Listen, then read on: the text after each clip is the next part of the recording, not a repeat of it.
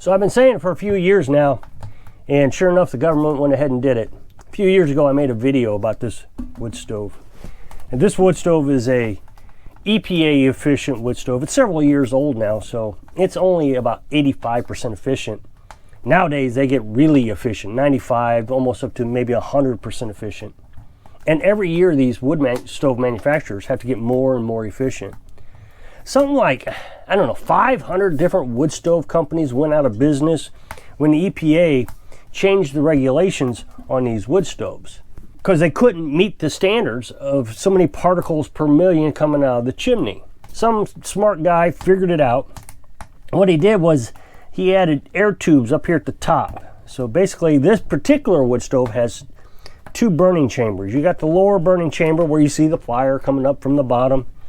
And then up here at the top you have these air tubes, and those air tubes create a secondary burn. So that smoke comes up once the air tubes are hot, and then catches that smoke on fire. Well, that smoke will ignite till about 1100 degrees, whereas the fire down here is about 500 degrees. So, but there's just a lot of requirements that go into this wood stove, and they're very expensive. One of the biggest requirements is you gotta have dry firewood. Now, I say this all the time, and I get constant flack for this. Like that video I was telling you I made a couple years ago.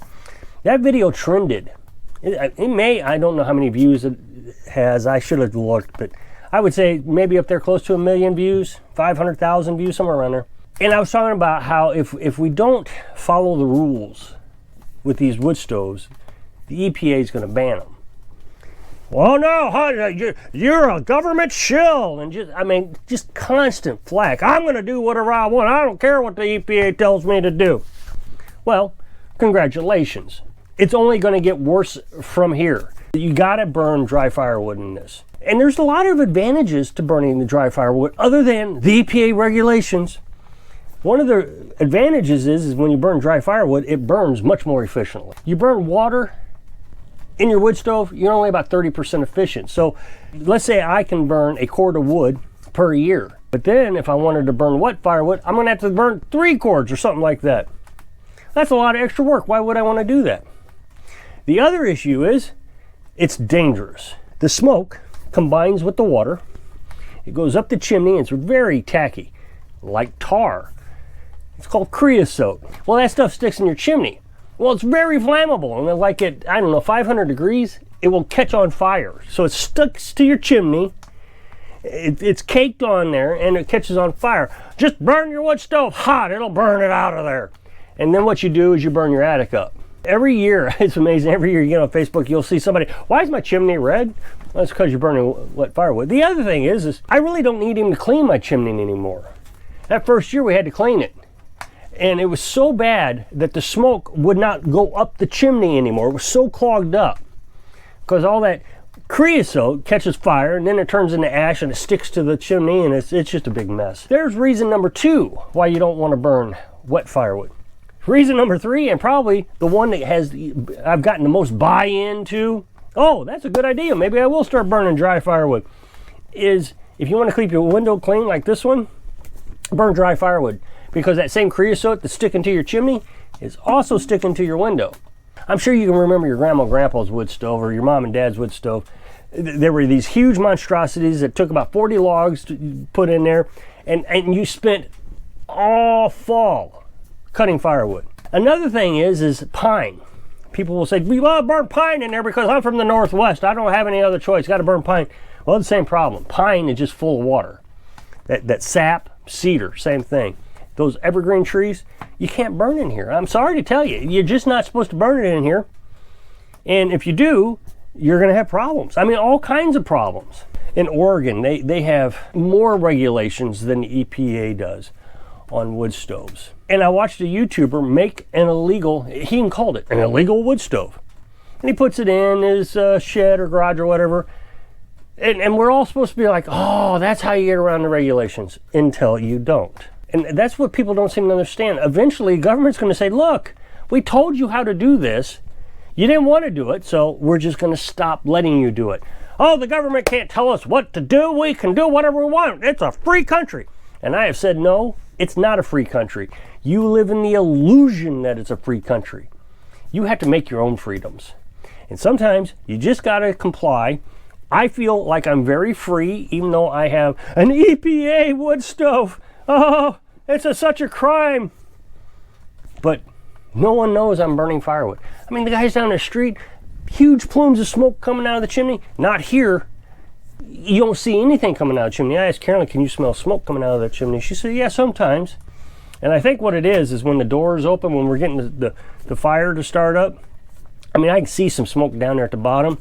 It's probably coming out. You can't see it, but it's probably coming out. So what we're trying to do is get the air tubes to heat up. That way I can shut the door and then no more smoke, because that smoke get burned off. You could just keep throwing wood into it and you would never have that smoke coming out from the startup.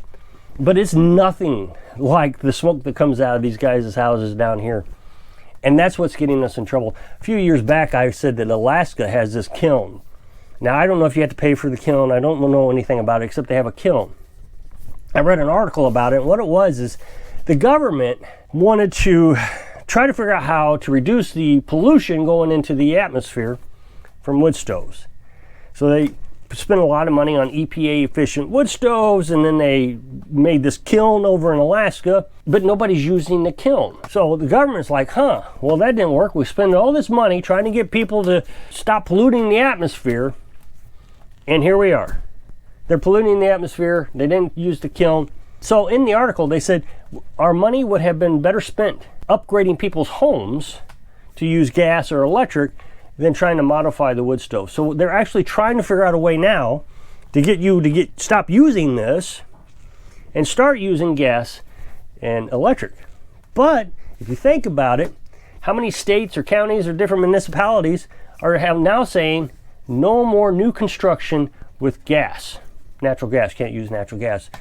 Now, I don't know where this is at in the legal process, but I know that California banned natural gas. Then the federal court said no, that you can't do that. So now it's new construction. Now you can't even repair your old gas stoves, and because of what? Asthma. I've talked about this many times. Municipalities will ban these things in a heartbeat. And all it takes is your neighbor to call up the city hall and say, hey, my neighbor's burning wood and it's flaring up my asthma.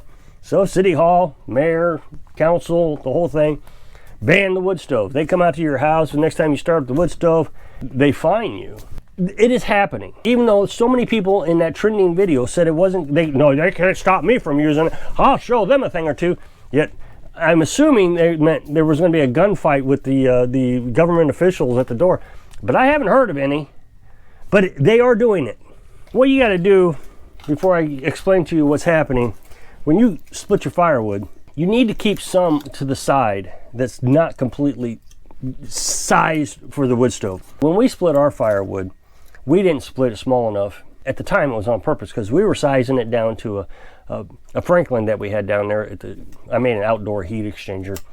Well, then when we got it all split and we got this thing in here, we realized the wood that we had split was too big. So we split every piece that comes in the house before it comes in, and we test it with our moisture meter. Now you can get these moisture meters at the hardware store or Amazon, and it's got two little probes on it. So you split it, and on the side that you just split, so let's say I just split it right here, you take your probes and you stick it in there, and it's got to be 20% or less. 21%, 22%, you will notice that it's not burning correctly.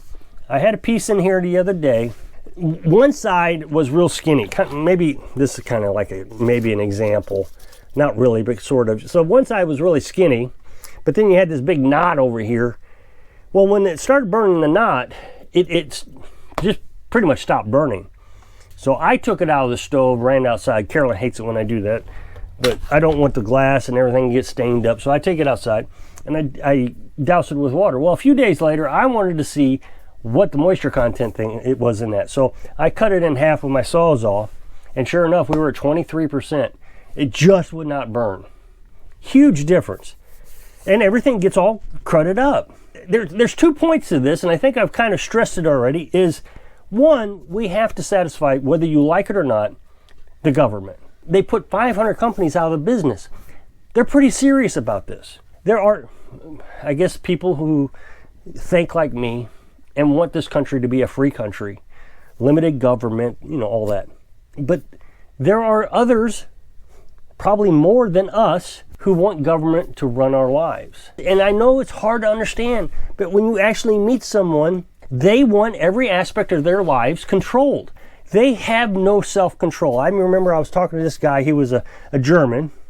He moved here from Germany, got his citizenship, lived in Chicago. He was kind of a nice guy. I liked him. We were friends. I saw him probably 3 or 4 times a year, business dealings. And we got to talking about firearms. I'm a big firearm advocate. And he said, I just don't understand it. Well, we met at a company. Long story, but that's how our business worked. And there was a guy who worked for the company. So it's me, this guy, that German, and the production manager of this company. The production manager and I started getting into an argument. Well, this was in Iowa. It was a business argument. I mean, it was not a fist fight argument, but it was getting kind of heated. We were both struggling. And the German says, "Are you both armed?" We both said, "Well, of course."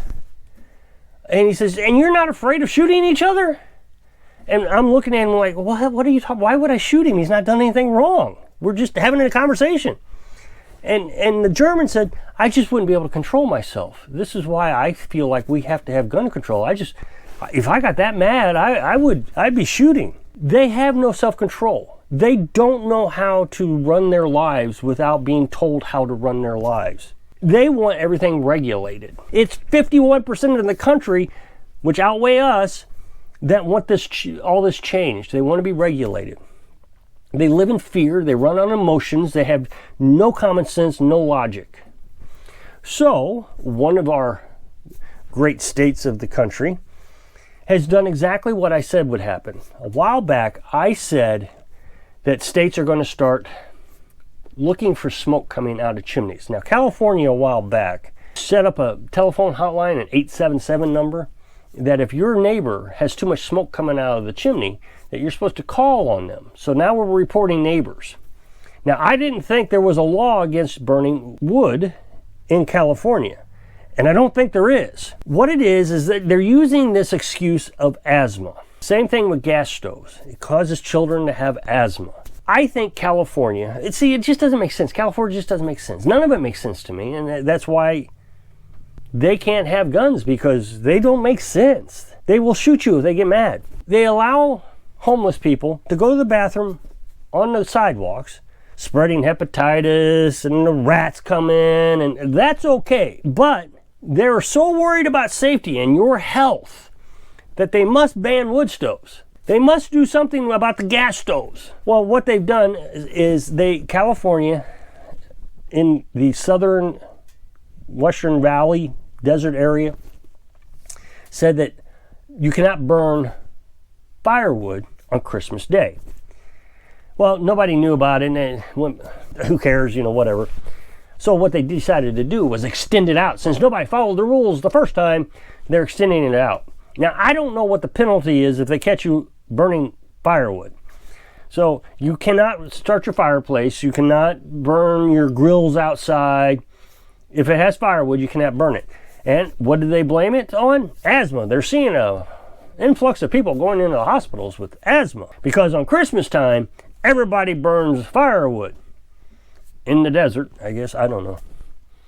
So none of it makes sense. Now, what they said is if you exclusively heat with firewood, you have no other heat source, that you are excluded from this ban. And if you're above 3,000 feet, I don't know if that was together. The article was confusing. One aspect, it made it sound like that you had to be above 3,000 feet and heated exclusively with firewood. But then later in the article, it said you must be above 3,000 feet or you must heat exclusively with firewood. Either way, there's a ban on it. Now, here's what I think. I don't even think this is much of a conspiracy theory. I think what California's trying to do is they're trying to see if there's any pushback on this. If there's no pushback, well, then they can extend it further. And this is what California does. They do it all the time. They'll say, oh, well, let's check out to see if we can get people to stop using gas stoves. Oh, no, they didn't like that idea. So I guess what we'll do is we'll just put it in new construction homes. So they're testing the waters, seeing what they can get away with.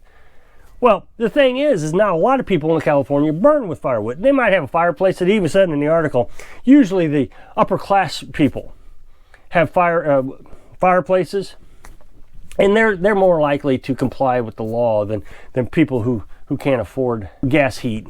That's just the way California is. California is a very rich area.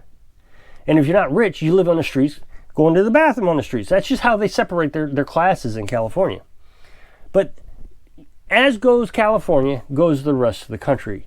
I do truly believe that. We can, because somebody's going to say, well, that's California. Who cares about California? Well, you'll see it in Oregon next, and then you'll see it in Washington State next, and then you'll see it in Hawaii, and then you'll see it in Illinois. And the reason Illinois is important is because a lot of people do burn with wood stoves in Illinois. It's in the middle of the country where it's cold. Same thing as what we got here in Missouri.